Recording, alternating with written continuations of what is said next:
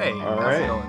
Yeah. Welcome. Welcome back to the Inking Out Loud podcast. This is episode 5 already. I can't believe we've done 5 of these already. No, we've done 4 of these. This is 5. Yeah. So I'm Drew McCaffrey, one of your co-hosts here. I am another co-host of yours. I am Rob Santos. And again, we have our special guest, Jarrod Livingston, back. Jarrod, what's up, man? How's it going? Continuing through the Runelords series. Yes. Today we're covering about the first half of the second book, Brotherhood of the Wolf. Brotherhood of the Wolf. I want to start off by saying that I've really been enjoying Farland's pacing, first off. This guy, there's no downtime ever, Yeah. and I love it. You're just constantly boom, boom, boom, boom. It never gets boring. So it's been awesome. I've been doing audiobook again up until the halfway point. I can't find my e-reader. I've torn apart my bedroom. I've torn apart the storage basement. I had it a month ago, and now I can't find it. So I've had to listen to the audiobook for this whole time. Because of that, I've missed a few things. I'm going to be asking Drew and Jarrod to clarify a few things. You guys have read this several times, right? It's not like Cosmere level, kind of like reading over and over again. So I have read it. I mean, this is my book. If this gives you an idea of how many times I've read it, the spine is completely broken Drew in half. is showing me his physical. But over the, it's also been webcam. probably a decade since I've read this book. So Great. Okay, good. It's only the second time that I've read it. You read the thing. What's that? It's only the second time that I've read it. Okay. I guess should I ask things right now that I'm a little confused about? Actually, there's only one. Or should we wait until we get there in the conversation? Because this is something that happens later in the first half. well, how about we just let's just start off and kind of recap events. You know. Okay. Okay. Yeah, go for it. So it kicks off pretty I'm gonna start drinking. fast after the end of the first book, Sum of All Men. Yes. Gaborn is the Earth King, and they're heading back to Casa Silveresta for Hassenfest. And he's going around and like choosing people to protect and serve and all this stuff. And and then we have a couple of new characters, new point of view characters. We have Roland, who is Borenson's father. Yeah, that took me a while to pick up on. Yeah. Embarrassingly long, actually. And then we have Averin, or Averin, I don't know how the audiobook pronounces it, who's... Averin, yeah. Averin, yeah. And so she is a young girl who's a grok rider. She's like a messenger, has this like pterodactyl kind of thing. And she has some very interesting developments early on in this book. She falls in with Roland and another knight named Baron Pole. And they run into Binisman's Wild. Oh, that is the Wild? Yeah. Okay, so that was one. Thank you for reminding me of one of the things I was going to ask. I don't remember the Wild being described this way in The Sum of All Men. This green woman is what they keep referring to her as. I was like, this sounds vaguely similar, but it doesn't match the description of not Borenson's Wild, sorry, Benisman's Wild from the first book. So I'm like, are they related? Is there more than one of these? Thanks for the Wild, yeah. clarifying that. Okay, good. Yeah, and so she's sent, her story starts because a volcano erupts and a huge army of Reavers has issued forth from the underworld. Huge army of Reavers. No one saw that coming. And so everybody kind of is converging on Castle Karis, which is this like island fortress in Mystaria. Raja 10 is heading there with a huge army. The Reavers are heading there. Gaborn is heading there. Roland and Averin just got there. Well, Roland just got there, not Averin, at the end of the segment that we read. Everything is kind of we're setting the stage for a pretty spectacular battle in the second half of this book.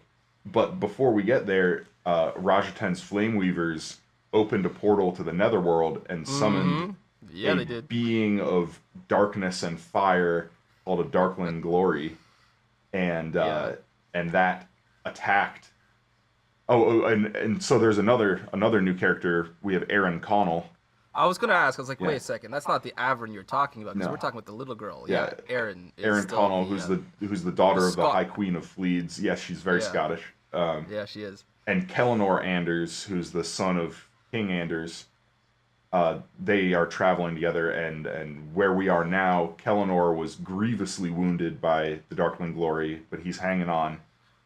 And the Darkling Glory continued on to Castle Silveresta, where it was driven off by Binisman and Mirama, who that was awesome. had a little help from these sturgeon water wizards that showed up in the moat. Yeah. So there are lots of developments just in the early going of this book. Lots of character growth. And that's what I mentioned at the top here, is that you really hit the ground running. Just like in the Sum of All Men, your plot is consistently moving forward at a great pace. There's no real moments of stopping and smelling the flowers, figuratively, if you will. I mean, the whole timeline is over a couple days or a week or so, right? Yeah, book 1 was like 2 or 3 days, it was right? And 4 days, and then book 2 starts the day after, and I think this book is. Let me see. I'm just flipping through to see how many days total. I think this book is only like 2 or 3 days. God damn! Even so shorter. you have your first 2 entire books. What a week Gaborn is having, eh? Yeah, right. Oh my god. Well, I think he says that like a week ago. The only thing I was worried about was like the hat I had on or something. Yeah. Well, he was coming. He wanted to introduce himself to Iomi Silveresta, right?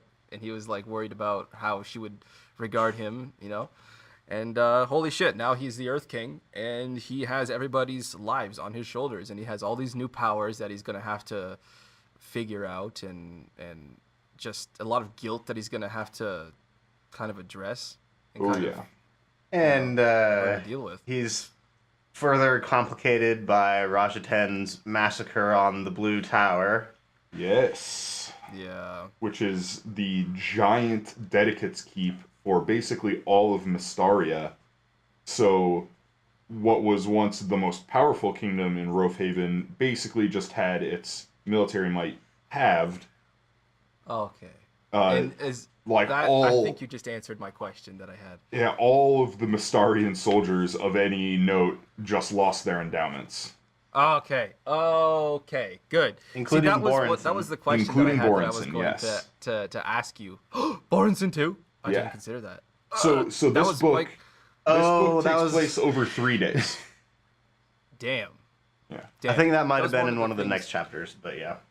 One of the things I had missed that I was going to ask you about was, hold on, at what point did Gaborn lose his endowments again? I don't remember what exactly happened and why he lost all of his endowments. I just remember reading later that suddenly, oh my god, he doesn't have them anymore as the Darkling was about to attack. What happened there? But so you answered my question. I was going to say, Drew, hold on. How did he lose his endowments again? Okay, you just... Yeah, Rajaten that's what hopped happened in a at the little Blue Tower. rowboat. Was Rajaten that shit up? Yeah, he hopped in a little boat and sailed over the bay and yelled at the Blue Tower until it fell. Really? Yeah. Oh man! So he just pulled the same stunt that he did in the first book. Yep. At Longmont. And that's how this book starts out as well. Rajaten shows up at a castle in Mystaria and just takes it down with his voice, and he does that too. I think 3 castles at the beginning. Damn. See, that must have been one of the parts. Speaking of the Blue Tower, I got that name right. Yes. That must have been one of the parts where I had kind of dozed off while listening to my audiobook and realized that 2 hours and 13 minutes has passed. I've got to go back and try to find where I was. That happened to me a few times. So I'm going to have a few very specific small gaps in my knowledge about what's happened up to this point. But I also have more notes to talk about than I have at any other podcast before this. I have a lot of impressions. I love, you guys want to start talking about characters specifically? Yeah, sure. Okay. So where we left off at the end of Sum of All Men, I know you had expressed you were not a fan of Borenson anymore. And, I was very angry. I was very angry at him. Yeah. How do you feel about him now? I think I overreacted. I feel a little bad for how angry I was and how much I hated his guts at the end of that first book. He's got a little more dimension. You can see how much he honestly cares for Mirma and how much guilt he has and how many issues he has over self-worth and his need for some sort of reckoning or a redemption of some sort. So I've come a little more over towards Borenson Jr., I should say. Yeah. Yeah, that's about it. I'm not as mad at him as I was a week ago. Okay. Anything specifically about Borenson you want to discuss? Well, I would say he's certainly set up for a new kind of moral test Yes. that he was not expecting. He has gone south into Indopal to the Palace of Concubines. Yeah. And is trying to get Saphira, who is Rajaten's favored, wife, essentially, to come back with him to Roafhaven and convince Rajaten to knock it off, basically. And he brought a whole bunch of forcibles with glamour. And he brought a bunch with glamour and voice, too. Yeah, and the plan is to make Saphira utterly irresistible so that she can convince Rajaten. Yeah. But the deal is, well, Hold on. in order to lay eyes on Saphira, he must become a eunuch. And, oh, really? Yeah. I don't remember that specific little It has not happened yet. It has the castration has not occurred, but that is the deal that was made. Oh God. Oh no. So Borenson. that's a bit of a bit of a keep his problem promise to Mirama? for his young marriage with Mirama. Oh. She cannot be that's a little pleased detail that I missed. if she were to learn of this. Kudos to him, though. So as Jarrod said, Borenson has kind of a new moral challenge that has arisen here. Yeah, he does. And he's I have also to admit, dealing with someone who has so many endowments of glamour that how do you describe it? He's basically, he can't resist whatever she wants to do, I guess you could say. She being Saphira. Rajaten's favorite wife, yeah. Right. Not due to voice, but although I think she has a significant number of voice endowments as well. Yeah. As far as Borenson goes, and talking about his whole new kind of moral journey that he's embarking on here, I still want to point out that at one moment, let's see here, I wrote it down. This is very specifically about Borenson while we're still here. It's during the scene where Gaborn is planning with his advisors and contemplating the plan to convert Rajaten's favorite wife. From Borenson's specific point of view, Farland said, Borenson had the blood of over 2,000 men, women, and children on his hands. Perhaps if he could bring this off, he reasoned, he might someday feel clean again. So I think that's a big driving point for Borenson as a character. He kind of wants to wash his hands of the figurative and literal blood that he has on them. So this is a good thing for him. I was a little disappointed that he's not immediately going up to find Dalen Hammer as we thought he was going to do. Yeah. At the end of book 1, but I'm still excited to see what's going on here. I wasn't considering a journey to Indopal and what that could mean. So I'm pretty stoked to see at least where his story's going, even if I'm not totally on board with him being a great guy yet. So I think that pretty much wraps up Borenson as a character for me. Yeah, so let's jump to his father. Let's jump to Roland. Yeah, it took me a while to figure out that he was Borenson's father. An embarrassingly long amount of time. I didn't even realize it until it was Baron Pole who told him, "Oh, that you have a son in the King's Guard," and I was like, "Wait a second, hold on." Oh, and it was that light bulb that went off. I was actually walking into a grocery store listening to my headphones at that point when that light bulb went off. I was like, oh, "Okay, I know who this is now." It's pretty cool though. Yeah, so how many years was Roland fast asleep? 21. I think he was asleep for 20 or 21 years. Why you look so? That sounds about right. I don't remember. I don't remember what the specific number was. My impression was it was like 10 years or so, but no, that doesn't. It must have been 21 years because he never even met Ivarian Borenson. He never met his son before he went under. He didn't even know he had a son until he figured it out through because Baron Pole had confused him for Borenson Jr. Certainly, that's how he figured out, I suppose, he had a son. I feel like his central motivation is what must it be like to wake up after 20 years and knowing that you woke up because the lord that you gave an endowment to is dead. He has died, exactly. And that plays in where, across Roofhaven, all the way across Roofhaven and Mystaria, they know they know King Orden is dead. They know that 2,000 of his best knights are dead because all of these dedicates just got their, endowments back. Yeah. And so that's another kind of implication with this magic system that he explores a little bit of how just like the fact that somebody is getting their endowment back can relay information across the continent. And is it one kind of smaller aside that I found really fascinating in this part was how all of the men who had granted wit now were able to sort of come together and piece together the different memories that they were now left with. Mm-hmm. Like, I guess you are left with certain pieces of memories from the person that you granted your endowment to. Yes. Which is really intriguing. Pick up on that, but it makes sense if you consider the relationship between the days. Right. Yep. Right? And so, so they were able to kind of like piece together all these memories that they had and figure out what happened pretty much exactly. Damn. Yeah, what a way to find out. It's not a messenger that arrives, it's not just like some rumors that start. It's just like, oh my God, everybody's up and awake and everybody's moving around. Some shit went down. I don't know what's going on. Yeah. Can't be good, And I had something else to say about Bornson Sr. What was it? Oh, think about the mind that must be too, to know that you have a son who is technically not only your superior, like militarily speaking, but who's also your senior. Yeah. As a son. Yeah. It's got to be crazy to contemplate there. And I like how Farland's effectively older than Roland. He's effective because he's got his endowments of metabolism, right? Does Bornson have 1 or 2 endowments of metabolism? Okay, so he ages at triple speed. Yeah. He no longer has. Yeah. Wait, so does he look much younger now then? Bornson Jr.? I don't think so.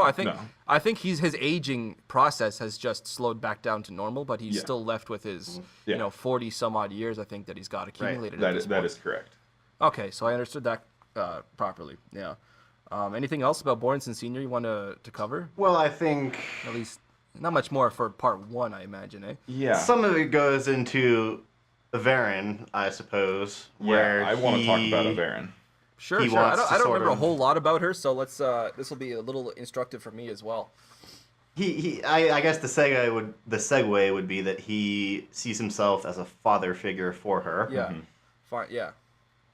So they come across Averin and the Wild and her Grok, and he and Baron Pole mistakenly believe that the Grok is attacking Averin. Yeah. So they swoop in to save the day and kill the Grok and become acquainted quite well with this Wild. Yeah, and Averin has a particular affinity to the Wild, just a kind of natural thing. What is that? And as we see, just suddenly they have a connection like right off the bat. Yeah, and as we see, Averin has a connection with the Earth. And wait, we do see that? Yes. What do you speak of specifically? So the last thing we saw with Averin, she hid. She dug a shallow grave and crawled in with the Wild, and she whispers, "Cover me," and the Earth moves and covers them. Oh, that wasn't the Wild's doing? No. That was the Earth just being like, So Averin is a little, at least the signs indicate that she is a little Earth Warden in training now. What the is up with those fish? What's going on with those sturgeon? They're water wizards. Those water wizards? Yes, okay, because they're like, I was a little creeped out at first that they were all, or they were all arriving. They're all doing their little dancing in the water. They're tracing their little runes. And what are they afraid of? Oh, they're afraid specifically of blood. The river's filling up with blood. And I was like, what the hell? That was some really weird and pseudo creepy stuff to read. And I'm glad that we kind of have a little bit of an answer now. We know why those fish were there. We know what purpose they served, and it was great to see them come in at a very important moment to help Mirima. But those fish give me the heebie-jeebies, and that's a sentence I never expected to say in the entirety of my life. But See, I those really fish like 'em, give but, me you the know. heebie-jeebies. Yeah. Fish, water wizards, whatever, same thing. I guess in this scenario. Yeah, I really like that. By the way, like it's a nice little twist that It was Farland puts on the traditional four elements magic, where Yeah. like you have non-human practitioners, non-human magic users. You have sturgeon that are water wizards and like Yeah. and I did like that touch right at the and even the humans, like we see the young girl at the end of Some of All Men who has like started becoming a fish, kind of like she has gills now and like can't come out of the water much. She soothes Borenson at the end of Some of All Men. Oh, yeah. Okay. I was really confused until you mentioned Borenson. And I was like, that's right. I remember that Yeah. scene now. Yeah, so there's some neat little applications to the magic. More than just a traditional earth, water, fire, air Which thing. is something that we touched on in I think either the previous episode or the first episode of The Sum of All Men, where I mentioned that I like the way that Farland manages to incorporate his magic systems into the world as a wider whole, not just about the battles, but like Yeah. the societal implications. And this kind of matches that stride that you're talking about right now, that Farland manages to do interesting things with his magic that fit into the world as a whole, not just specifically into the plot. And I really liked Yeah. that. It really goes to show that, he gave a lot of thought to these books as he was writing them, or maybe before he wrote them. I don't know how much of an outliner he is, but it's well done. It's kudos from me. It's also really a mark of some skill that for a series that takes place over such a short time frame. I mean, we're just talking. We're like 5 days in. Yeah, one week. And he's already done a tremendous job of building this world in such a short span. Absolutely. I agree. And it has greatly expanded in this book. The first book was pretty much just everything happened in Herodon. The first book could have been a standalone. Oh, absolutely. Yeah. It works just fine as a standalone. But there's a lot going on now. But now we have Fleeds, we have South Crothin, we have Mystaria, we have Orwyn involved, we have Borenson going down into Indopol. Like the world is expanding a lot, even as the characters themselves aren't necessarily traveling to more places. I mean, obviously, like Gaborn and that whole crew, they're going to Karis. They're going through Fleeds and down into Mystaria. But they don't stop and spend a lot of time in places. It's very much like, we're leaving and we're gonna ride 600 miles tomorrow on our magic horses. Like, yeah, our force horses. They're good for so much. Yeah. You mentioned Gaborn. Do you want to talk about Gaborn and how he's doing? Sure. Or do you still have more you want to cover as far as Averin goes, or? I'm done with Averin. I do want to talk about Gaborn. I want to talk about Mirima too. Yeah. Oh, I got so much to talk about with Mirima. Okay, good. Mirima is one of my new favorites. But yeah, Mirima's awesome. Yeah, she's an excellent character. I wasn't a huge fan in The Sum of All Men, but she's really starting to shine in this one. I think she's without question my favorite female character in this series so far. Who are we talking about first though? Gaborn? Should we cover Gaborn? Sure. Let's get Gaborn out of the way. So we see a little more in this one of like some concrete earth powers that he has. We see how the choosing works and how like he can sense danger to his chosen, and he can speak in their minds and give them commands and suggestions and like try to help them out. And that's kind of the major thing that we've seen of his power so far. That he's using this to effectively manage all of these people spread out over such a large area, where he'll like choose lords and then let them go home, and then through this bond, through this telepathic bond that he has with his chosen, he can give them commands, and then they can carry out their commands in their own little areas. I haven't seen that in another fantasy book, but I love that whole mechanic. The fact that he can issue commands telepathically, regardless of distance, is just awesome. There's so many really cool, unique applications that we've seen already too. Like specifically, first off, there was a point near the beginning. I don't want to say near the beginning of book 2 here, but where Gaborn says, my death is coming. The death of all of us is coming. That was pretty damn creepy, Gaborn. I think that was right before, if I'm not mistaken, Rajatan summoned the Darkling Glory. It was. At first I thought Castle Silveresta was under attack, like right there. I was like, oh shit, something's gonna happen. And something did really happen, but it wasn't quite as soon as I thought it was. But that whole summoning scene of the Darkling was awesome, and I do want to cover that once we're done with Gaborn and once we're done with Mirima. I do also, speaking of Gaborn, I like the fact that he's being realistic about his abilities and about his struggle against Rajatan. I think a lot of times you have the downfall of characters being a little too prideful. They want to take out their enemies right away. In this case, confusing their enemies. I think I really like the fact that Gaborn is focusing more on the Reavers and less on destroying Rajatan, and in fact, entertaining the possibility of having a truce with Rajatan, which is kind of mortifying all of his advisors and his wife specifically. But I think it shows a lot of character, and I think it shows a lot of growth. At least in book 2 from his stance at the end of book 1. And it makes for a really good, moral conflict where, he's the Earth King, and the Earth is all about protection, and it's kind of this paradox that he has to deal with, where he's like, how do I fight a war if I can only protect? Like that automatically sort of puts him on the back foot, that he has to be reactionary, instead of, making the first strike sort of things. And so he has to reconcile his role as Earth King with what he would normally want to do and how he would normally want to execute a war. And how his personal feelings of vengeance don't really factor into how he needs to protect his people. Yeah. And who he considers his people, the people of Indopol, are still his people. It's very important to consider that Gaborn is charged with protecting all life on Earth, not just lives that he wants to protect, which I think going forward is going to be a big problem for him, I see. But I'm really interested in seeing on how he deals with that. Jarrod, any thoughts about Gaborn specifically?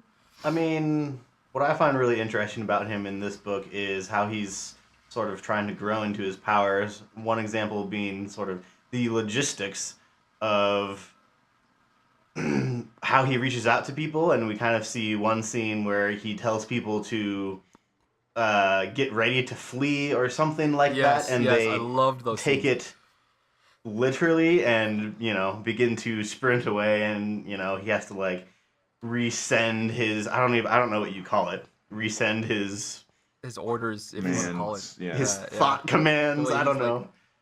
Oh, he doesn't realize he can be a little heavy-handed on those telepathic. Right. Yeah. When you're suddenly like yelling in someone's children skull behind when they're told to flee, it's There's definitely that also kind of new struggle where he's trying to figure out how to use his powers and how exactly everything works as the Earth King. The subtleties of those powers. He was never even an Earth Warden before becoming the Earth King, so he has no experience with this kind of stuff. And on top of that, he's from Mystaria, where there are very few Earth Wardens. They're all about the water there. So this is a very new kind of experience for him. And Raffo me if this is a Raffo point. But is Earth the only elemental that has a king? Is there a fire king? Is there an air king or a water king? Like I said, feel free to Raffo me. I'm gonna Raffo you on that one. Yeah. Okay. Because as soon as you mentioned the point you just did, I thought, wait a second, there could be. This is specifically Earth. I think it was when you said that he never has any experience as an Earth Warden, and now suddenly he's an Earth King. And my brain just went, oh yeah, there must be a hierarchy there. I wonder if there's hierarchies for the other elementals. I mean, I don't know if there's any kind of formal hierarchy, but I just thought that was an interesting thing that like he gets thrown into this role as Earth King. With no prior experience with the Earth. Is Benisman as an Earth Warden any more bound to I almost said Raoden. Wow. Gaborn as an Earth King any more than say like the Water Wizards are? No. Well, I mean the Water Wizards that we've seen are like fish. They're not very conscious in the first place. No, I mean not really. No. Okay. Okay. Benisman he's a little more tied closely with Gaborn just because his specific charge as an Earth Warden is protecting humanity. Okay. And the Earth Fair King enough. also, is like principally there to protect a seed of humanity in the dark Earth times has to come. has a lot in stock with protection specifically. Yeah. Okay. All I right, would that answers that. That also clears it up a add bit. Gaborn is further complicated by losing his endowments, where his Earth powers are literally all he has left now. Well, not entirely, because he did still have some endowments that he took from people in Herodon. Oh, did he? Remember at the end of Some of All 'cause Men, they were lining That's up to right. give him. he says, "Yeah, I'll only accept struggling with endowments that. from those of you who realize this is an act of war." But he still, he loses many of wit, and he Yes. indicates that this is a major problem, remembering all the people that he has chosen, for one. Oh, okay. Yeah, that's an interesting point with the wit. It doesn't matter if you like get more endowments. If your dedicates are killed of wit, you lose those memories that were stored in them permanently. And now that we're on this subject, thank you for reminding me. This is a total tiny little tangent that has nothing to do with any characters that we're currently discussing. Gaborn's father. All right. I realized at one point, I said, wait a second. I bet. Oh, actually, I'll tell you exactly what I wrote down word for word here. About Gaborn's father. I'm suddenly betting that King Orden, Gaborn's father being, actually knew something very important before his dedicated were slain at the beginning of book 1. I'm not asking for any confirmation of that. I'm just pointing out that suddenly I'm suspicious, and I don't remember exactly what it was that made me suspicious. But yeah, just King in case I find an Silveresta, you important mean? later. Oh, Gaborn's father. Oh, was it Silveresta that lost wit at the beginning of Yeah. the Sum of All Men? Yeah. Oh, I thought it was Gaborn's father. Okay, Mendelis Draken Orden, I believe his name was. Yeah. Okay, I got those two has all of characters his mixed up for a second there. He has all of his endowments until he dies. Okay. It's the attack on the Dedicate's Keep is at Castle Silveresta, and he loses like one or two endowments of wit, and so like he has all of his advisors around him, and they're like trying to like reteach him things about war and strategy. Yeah. And he was very concerned in that moment that he's like, oh God, I feel like I've oh yeah, because that's what I remember now, because Gaborn he was worried that he had lost his memories of meeting him. Yes. Okay, now I remember. You're right. It was Iomi's father, not Gaborn's father. Okay, thanks for clearing that up, because that was a small little moment that I went, wait a second. Okay, that's gonna save me a lot of wondering in the future. But no, let's move on to Mirama, because Yes, let's. My girl. yeah, she is such a fantastic character. Like She's awesome. I wasn't expecting that after book 1. how she's I thought she was sort gonna of growing into her role, not only as like as a lady of Iome's court, but as a warrior in her own right, where she's like become the archer. Yeah. And I have to admit, like after book 1, I thought she was going to take a smaller role and it was going to be Iomi going forward. But I'm kind of glad to see that it was Iomi that was given a smaller kind of, pardon me, like a sidecar role in this one so far. And Mirama's really had a chance to step up to the plate and shine. I mean, think about how far she has come in a matter of days. I mean, we can say that about a lot of the characters, but her specifically, I mean... she went from a peasant girl to a lady of, A noble warrior. yeah, a Runelord. I mean, she's a Runelord, yes. She, she is after technically, yeah. helping drive off the Darkling Glory, she's given 10 forcibles, and Was she? Oh, that must have been right when I dozed off at the end of that scene. yeah, she's like knighted by Iome. She takes the dagger from Jereem and like taps her on the head and the shoulders and pronounces her Lady Borenson. I had and a dream about that. I think I was and she somewhat gives her listening while that happened. she gives her a boon of 10 forcibles, and interestingly, this is at with Duke Groverman, and she goes for dogs. So she is not that's only why she was a going for the Runelord, dogs where I left but off. she Okay. is going to be a Wolf Lord. Yeah, Wolf Lord. Good. Oh man. So Mirama, man, she has quite a journey just through the first half of this book, where she's at Castle Silveresta and she's becoming acclimated to being around all these knights and lords and ladies and kings and queens, and she is seeking the ability to protect herself. She's she feels kind of guilty about how she was worthless essentially for the Battle of Longmont, and so she wants to learn how to shoot arrows and to help in some way that she can. And she starts getting lessons from Sir Hoswell. Yeah, she does. Who is a What a grade guy. A creep. Yeah. They need to make a new grade for whatever kind of creep he is. Yeah. That was, And Hoswell grade. He tries to rape her. And tries, being the operative word in that sentence. The timely arrival of one of our new characters, Erin Connell. Oh, she might be my favorite, though. I don't know, between her and Mirima. Anyway, sorry, continue. I don't mean to interrupt. Yeah, so Mirima makes a new friend, and we have a new major character introduced in that scene with Erin. Oh, she's going to be a major character. Nice. Well, good. I mean, she's a That's point of good view news for character. me. We get several points of view from her through the first half of this book, and that will continue. We also had a lot of points of view from Iomi in the first book, and we don't really see much of her so far in the second. I mean, Iomi's still She's still a central character, but yeah, we've seen a lot less of her at this point in this book. And then she anything about Mirima? She stays behind at Castle Silveresta, and she's integral in defeating the Darkling Glory, who, by the way, we get a name. Yeah, did we? I missed that. Yes. God, I got to stop listening to the audiobook. Yeah. Anyway, that is. I believe Binisman names him. Let me pull this. I don't remember this either. Okay, I'm not the only one then. Let's see here. And I do want to talk about the Darkling Glory and the summoning and the whole fight scene. The battle. Go for it. I mean, as far as I'll let you finish looking it up. The name of it first. Unless, Jarrod, you want to? No, go ahead. Start us off. Go ahead. I was just waiting on Drew. Yeah, I was just gonna say, I know a little bit last time in Some of All Men we were talking about how one of Farland's great abilities here is to write these very visceral scenes. And for me, the fight with the Darkling Glory is definitely one of these. Yeah, visceral's a good word to use. Especially, I don't know what it was for you, but when he is blasting into sort of the cellar door where Iome and that boy are trying to hide, and he's whispering to them. Very creepy. Sorry, hold on. Say that. What was that last? Those last like 3 words? I think that your mic cut out.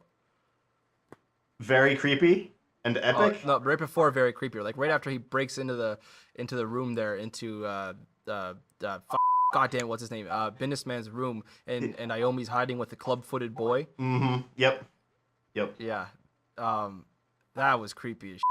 And there was a specific line. I love picking out these specific phrases that an author uses and just dissecting them.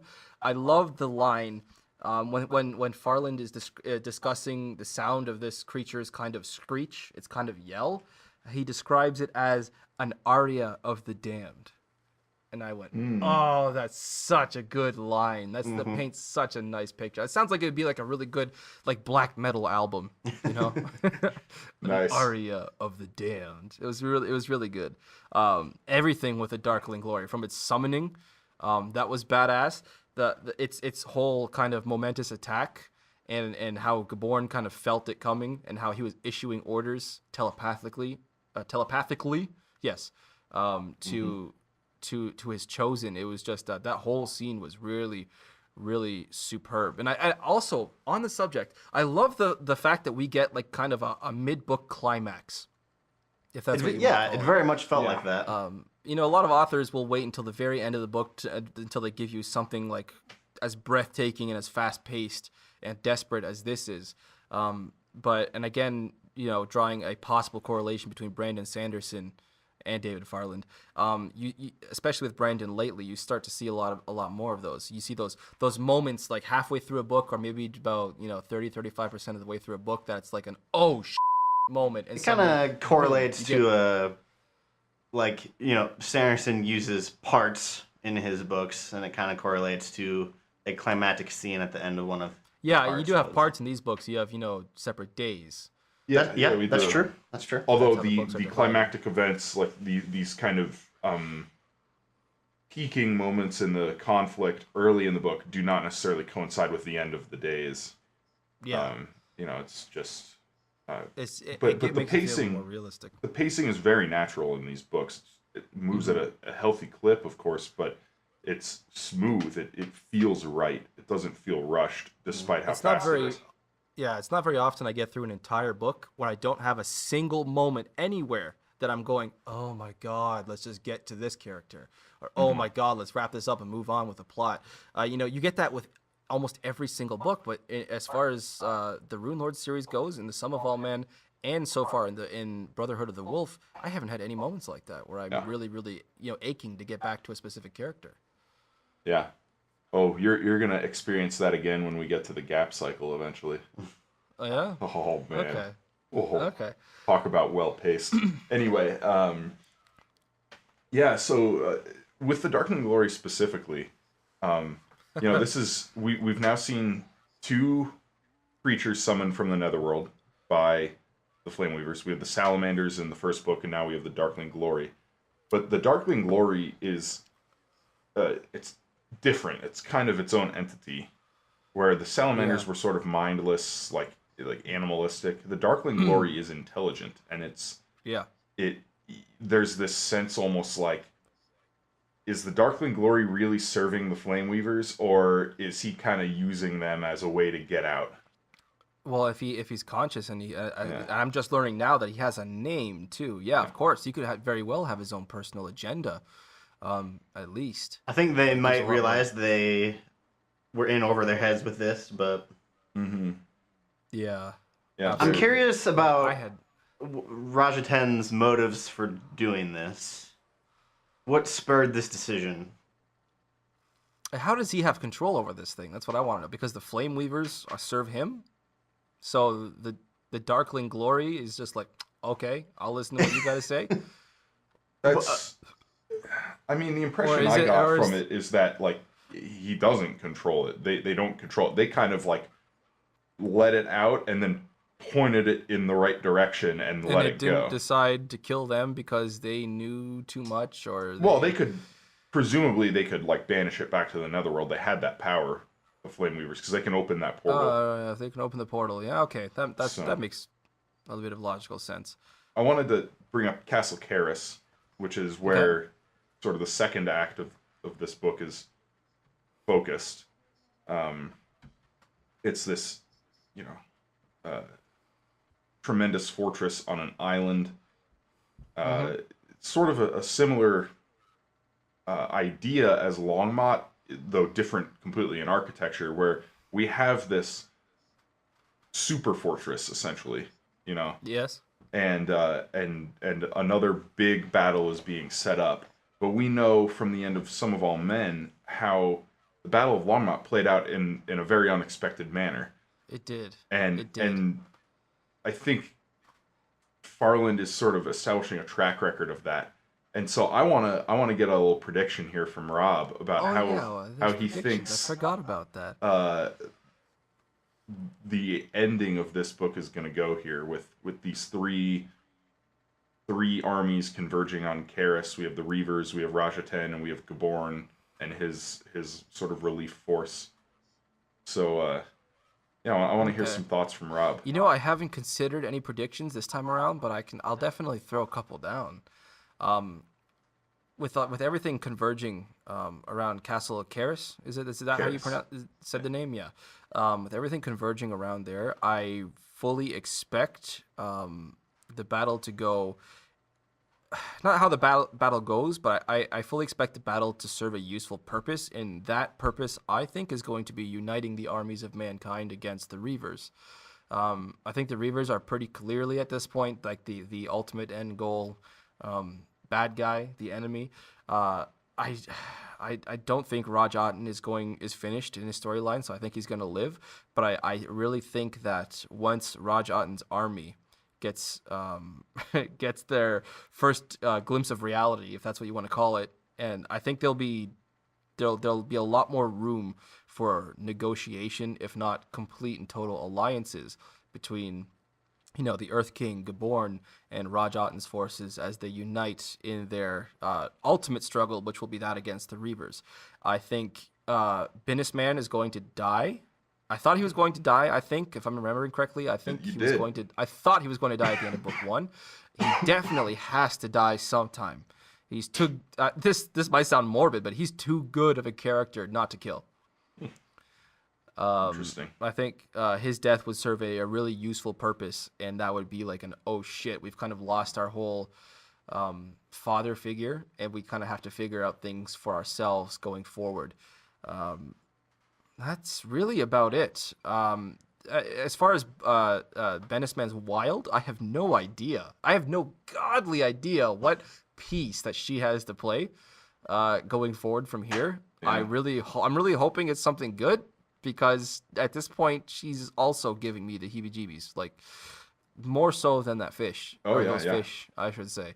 I'm a little creeped out by this Wild. She's kind of like a child, but with the powers of a wild.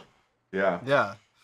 Like how would that be if this thing just went on a rampage? Supposed to be a little creepy. I think he wrote her that way. That. Oh, he definitely did. I just hope she's human in form, but like when you get into the details of her appearance, that's where it ends. Very inhuman.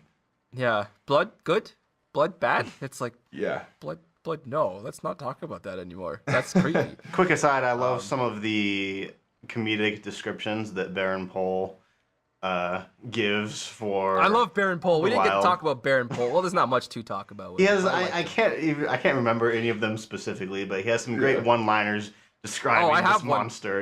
I have one right here, but a Baron Pole one-liner. Let's see here. Baron Pole is a likable figure, and then I quoted him. I don't think I'd fit into my old armor any better than I would into my wife's undergarments. Yeah.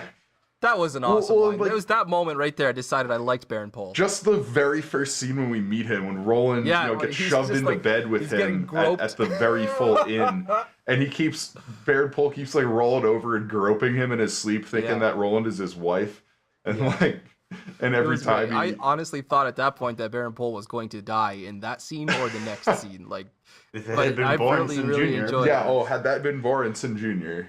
Yeah, and I ended that point with LOL'd. I'm cool with this guy coming along on the journey. Nice.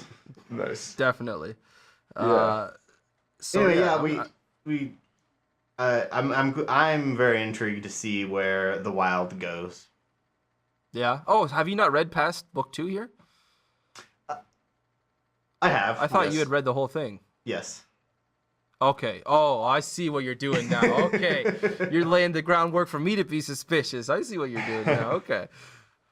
I'm really excited. Like I said, I haven't touched these books in a long, long time, and they were some of my favorites when I was younger. And I'm vindicated that the quality is still there with these. It may even be a little better than I remembered. That when I was reading these as like a 13, 14-year-old, I wasn't maybe picking up on some of the subtleties and some of the the moral implications of things. And sure. It goes even deeper than I thought it did. And but I do know. I mean, I remember the end of this book very vividly, and it is fantastic. I'm really looking forward to finishing up this read through and talking about it in the next episode. I can't wait to see Rob's reaction. Boner achieved. Right on. I just have a few more thoughts I want to get out of the way here. These are just random thoughts that I had written down that we haven't touched on yet. Let's see here. I'm quoting my notes here, word for word. At this point, I'm still waiting to find out why the Reavers are such a big threat.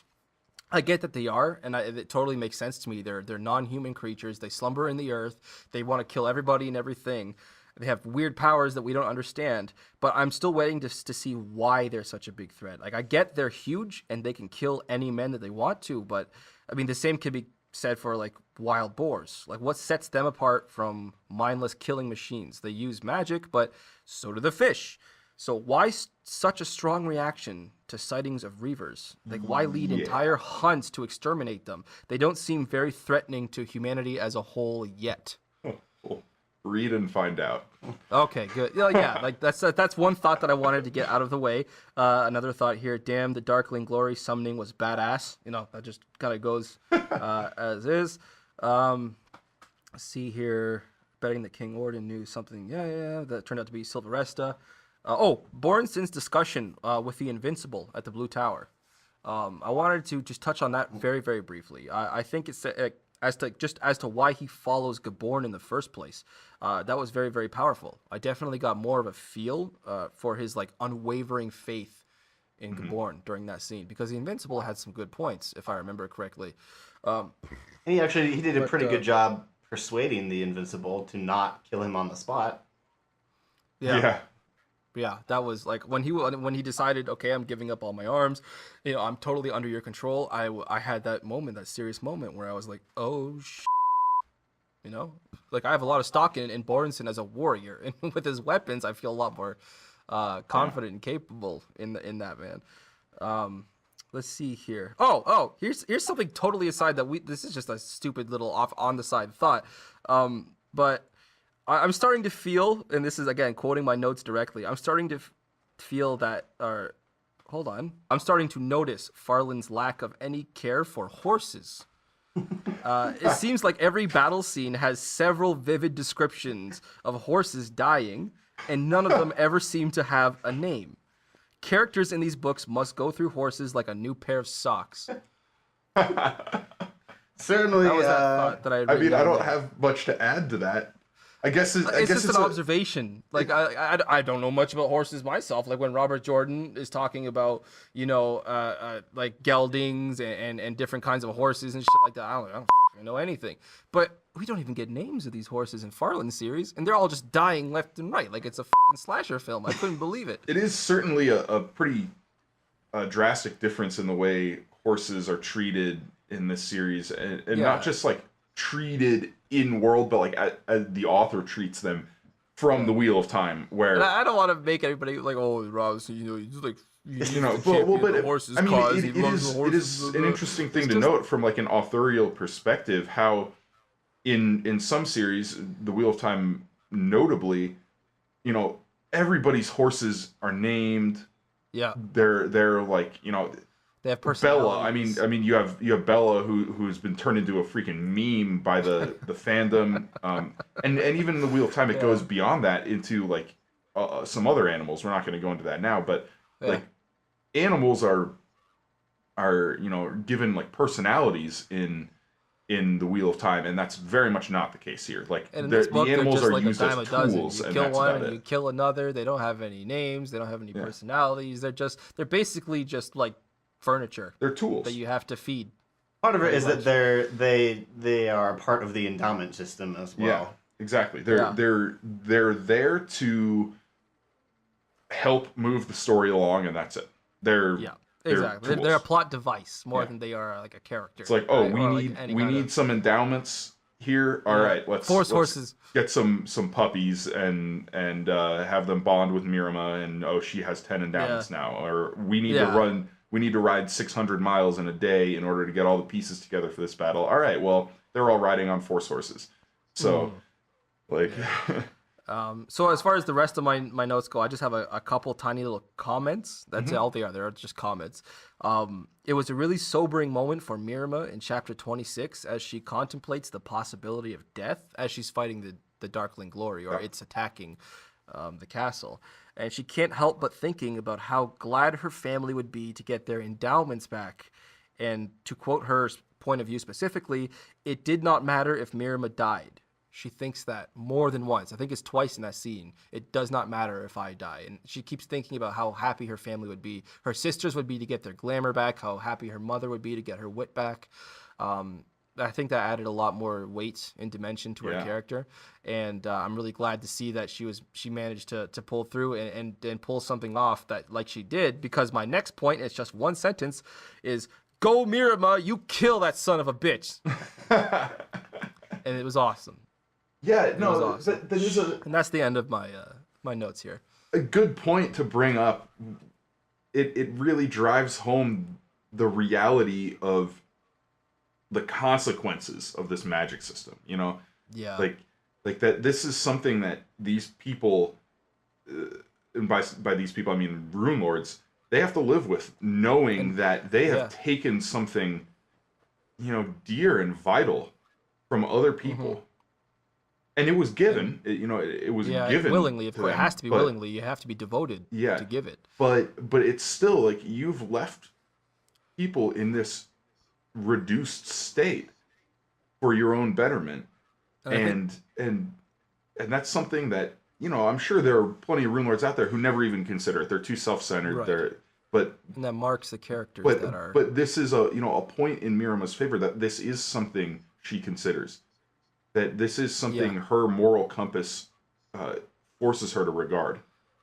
Yeah, and it's something that I think Farland has done really well, in saying that in this case, in this particular series, the true heroes might be the dedicated, those who sacrifice themselves so that they can endow their abilities onto their Runelords.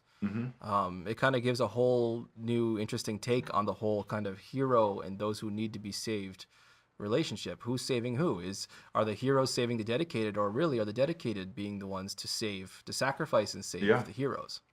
Yeah. Well, and you have another part of Farland's writing that I love so far is your heroes and your antagonists are faced with real world choices that are morally ambiguous, and sometimes both choices are the right thing. Yeah. Yes. From a certain point of view. From a certain point of view. Yeah. Relative to your perspective, of course. Yeah. I mean that is Raja 10. That he's this tremendous villain, but when you hear him give his arguments for what he does, you're like, wow, he's trying to do the same thing Gaborn is doing. Yeah. Yeah. A really good anti-hero. Or I should say, a really good antagonist. Jesus Christ, I'm getting my terms mixed up here. Is somebody who legitimately believes that they're doing the right thing, and that makes them, if anything, even more terrifying. Yeah.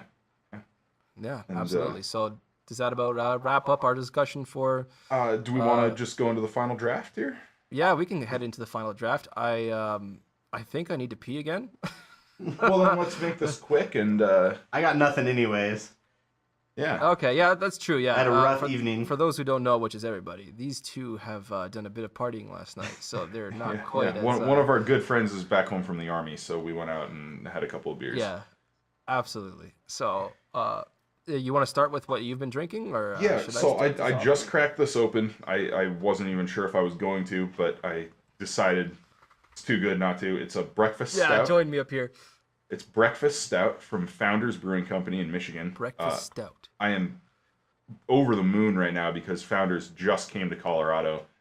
This particular beer is my favorite non-barrel aged stout, period. It is just amazing. So what it is it's a double chocolate coffee oatmeal stout. It is just booming with flavor. I mean, it is delicious. So if you if you're a stout kind of person and you ever see this on tap at a bar or a restaurant, or you're wandering through the liquor store looking to pick up a couple of beers, try this. It is so good. Sweet. And so that's not a local brew. I might be able to find that like up here somewhere. Maybe. I mean, if they distribute to Canada, I'm not sure if they do. They distribute to I think 48 states now, so it wouldn't surprise me if they're in Canada. Sweet. Jarrod, you said you're not drinking anything at the moment, right? Correct. Okay. Well, Sorry, guys, I couldn't do it today. To what I picked up at the local grocery store. We've just started selling beer in grocery stores here, by the way, in Canada. It's kind of a new thing, so it's kind of a novelty for me to be able to go to the grocery store and pick up beer. But the one I picked for today was just a really funny name. It was a really good play on words, and that's why that's all it takes to win me over. This here is a Belgian amber ale, and it's called, I don't know if you can see it, Beauty and the Belgian. Yep. It's a somewhat strong beer. It's 6.3%. It's pretty dark and it's pretty murky. I wasn't able to see through it at all. It's pretty opaque, but it is delicious. It says on the bottle, big fruity Belgian yeast accompanied by spice and slight sweetness from the caramelized malts. They're big bottles too. These are like 2 bottles each equivalent. Okay. And I have consumed precisely 2 of them over the recording of this podcast, so I'm feeling pretty good right now. But yeah, I have no idea what I'm going to pick up for next week. But I would definitely recommend the Beauty and the Belgian. It's a good try. And 6.3% alcohol, you can't go wrong. It'll do the trick. Yeah. It'll definitely do that. So Yeah, we're going to wrap up? I think so. Once again, thanks for listening. Yes, thank you, everybody. And we'll pick it up again next week as we finish off Brotherhood of the Wolf, the second book of the Runelords. And that one's going to be a good one. So yeah, I'm looking forward to it. That'll be episode 6. Oh my god, we've done 5 episodes already, boys. Cranking out. Yeah. Hell yeah. All right, signing off. Thinking Out Loud, episode 5. Rob See you around. out. See y'all.